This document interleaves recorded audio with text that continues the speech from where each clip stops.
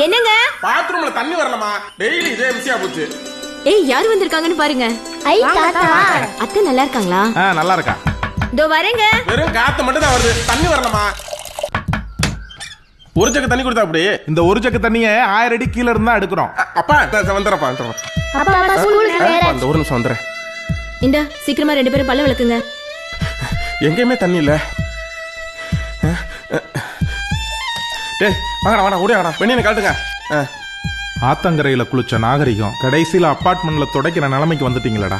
தாத்தா நீங்களும் சின்ன வயசுல மாஸ்க் மாட்டிட்டா போனீங்க. நாங்கெல்லாம் நல்ல சுற்றுச்சூழலோட வாழ்ந்துட்டோம். தாத்தா சுற்றுச்சூழல் என்ன தாத்தா? நம்ம சுவாசிக்கிற காத்து, நம்ம குடிக்கிற தண்ணி, நம்ம வாழ்ற இந்த பூமி, நம்மள சுத்தி இருக்கிற எல்லாமே சுற்றுச்சூழல் தான்ப்பா. பிளாஸ்டிக் கழிவெல்லாம் மக்கிறதுக்கு குறைஞ்சது 100ல இருந்து 1000 வருஷம் ஆகுமா. ஒரு சொட்டு தண்ணி கூட நிலத்துக்கு அடியில போகாது, ஒரு புல்லு பூண்டு முளைக்காது.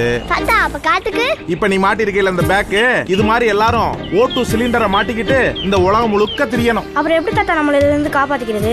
LKG UKG ஸ்கூல் அட்மிஷனுக்கு ஒரு மரம் வளர்த்தா தான் அட்மிஷன் கிடைக்கும்னு சட்டம் கொண்டு வரணும். சாப்பிடுறப்ப விக்கிக்கிருச்சுன்னா தண்ணி இல்லைன்னா என்ன பண்ணுவ?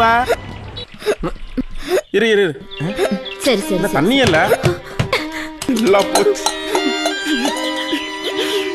காசு பணம் சேர்த்து வச்சு என்ன பிரயோஜனம்? குழந்தைகளுக்கு குடிக்க தண்ணியை சேர்த்து வைக்க விட்டுட்டோமே.